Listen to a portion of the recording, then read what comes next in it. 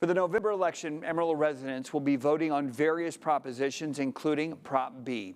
KMR Local 4's Jack Kessler has more on what Prop B is and how it could impact the City Council. Amarillo voters will decide if they are for or against expanding the Amarillo City Council from 4 city council members and the mayor to 6 city council members and the mayor. Between a charter review, citizens committee, and the city council, the language was modified so that all future members would be elected by a majority of the registered voters in the city without having to live in or represent a certain part of the town or district.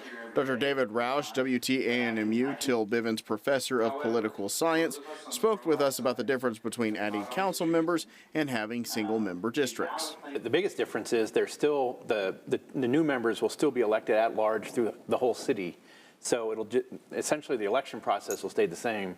There's no change there. And I think that's probably the biggest difference is the dividing up the districts. How are they going to do that? I mean, if they actually decide to go to single-member districts, it would involve taking the city and dividing it up into 6 equal parts. No one will be happy with that.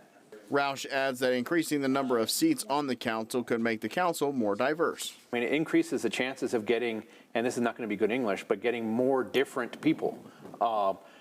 In part, it would just require those folks to run and then folks to vote for those folks. So we'd still be keeping the same at-large by numbered place. So they'd still be running by, place 1, place 2, place 3, up to place 6. And so you'd still have to get in there and decide, now, who am I going to run against? Or with the new seats, am I going to run for one of the new ones or run against a sitting member?